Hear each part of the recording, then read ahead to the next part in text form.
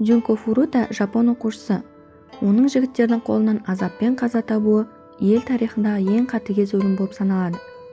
Джунко Фурута 1971 жылы 18 қаңтарда Жапония елінде Мисато қаласында дүниеге келген. Жеке өміріне келсек, мектеп оқушысы ішімдік ішпейтін, жаман қылық көрсетпейтін, оның өмірі бақытты болады деп бәрі сенген. Бос уақытында жапондық қыз пластмасса құю зауытында жұмыс істеп, мектепті бітіргеннен кейін электроника дүкенінде сатушы болып жұмысқа орналасуға үміттенді. Фурутаның сыныптасы Хироси Мияно болды. Оның әкесі якудзаның мүшесі болатын. Жігіт те ол якудзаға қосылды. Ол Джункоға ғашық болып және өз сезімін қызға мойындайды. Бірақ қыздан теріс жауап келеді. Оған жігіт шыдай алмайды, себебі ол өзін құдіретті деп санайтын. 1988 жылы 25 қарашада Мияно достарымен Синдзи Минато, Ясуши Ватанабе және Джо Огура саябақта қорғансыз қыздарға шабуыл жасап жүрген.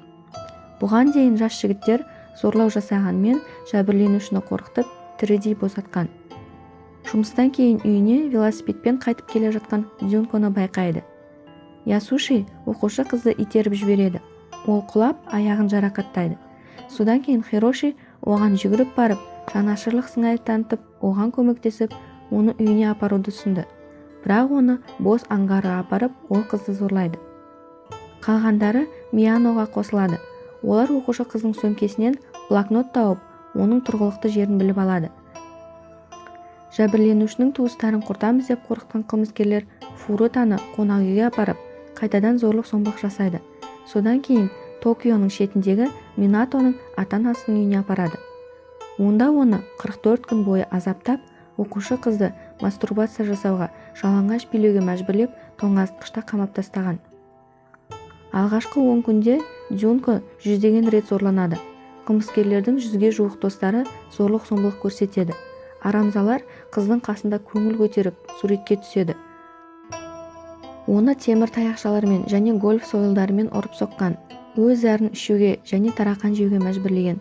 Оны мастурбациялауға мәжбүрлеп, емшегін кесіп, асқазанына гантель лақтырып, темекі мен оттықпен өртеп жіберген. Күйіктердің бірі полиция шақырмақ болғаны үшін жаза ретінде алынған. Белгілі бір уақытта Фурутаның жаралары ауырып, ол жүре алмай, баяу жорғалап қозғалып жүрген. Жапондық қыздың қынабына жанып тұрған лампа кіргізіліп, ол жатырдың ішіне кіріп кетіп, ішінде жарылып кеткен. Сондай-ақ оның құлағы мен анусында отшашулар жарылып, жәбірленуші ішінара саңырау болып, зәр шығару мен дәрет шығаруды бақылаудан айырылады. Фурутаға су мен сүтті күштеп тамақтандырады. Соның салдарынан құсу пайда болады. Бұл үшін қызды жігіттер қатаң жазалайды. Фурута азаптан құтылу үшін қылмыскерлерге оны өлтіруді бірнеше рет өтінген. Полицейлердің жұмысын қиындату үшін жігіттердің бірі Фурутаны ата-анасына қоңырау шалып, үйден қашып кеткенін, қазір досымен бірге екенін және оған қауіп төніп тұрмағанын айтуға мәжбүрлеген. Минатоның ата-анасы ағасының сұрақ қоюына жол бермеу үшін жігіттер Джунко Синдзидің сүйікті қызы деген аңызды ойлап табады. Бірақ 10-ші күні олар не болып жатқанын түсінеді. Бірақ якудзадан қорқып, қызға көмектеспейді. Бірде Фурута телефонға хабарласып, жедел жәрдем қызметіне қоңырау шалады. Бірақ Мияно бұл туралы біліп, оператордан қателік үшін кешірім сұрап, қоңырауды тоқтатады. 1989 жылы 4 қаңтарда қылмыскерлердің бірі құмар ойынында ақша жоғалтып, ашуын Джункодан алады. Оны ұрып-соғып, содан кейін тірідей өртеп жібереді. Фурута жарақаттық шок есебінен өліп қалады.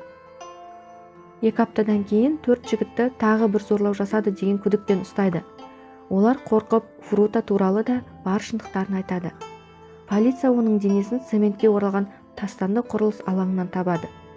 Қылмыскерлер ересектер ретінде сотталды. Бірақ олар өлім жазасынан жалтарып, салыстырмалы түрде қысқа мерзімде жазалады. Бірақ басқа сыбайластар табылмай, олар жазаланбайды. Минатоның анасы қыз өлген үйді сату арқылы Джунконың ата-анасына $425,000 көлемінде ақшалай өтемақы төлеуге ниетті екенін білдіреді.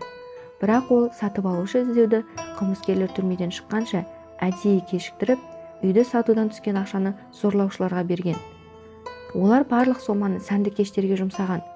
Фурутаны жерлеу рәсімі 1988 жылы 2 сәуірде өтті және ол қайтыс болғаннан кейін орта білім туралы аттестат алды.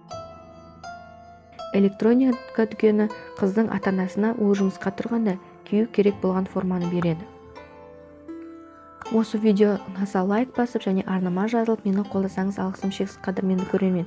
Менің арнамнан алда осындай қызықты және таңғаларлық видеороликтерді тамашалайсыздар. Сіздермен болған Райфакт арнасы.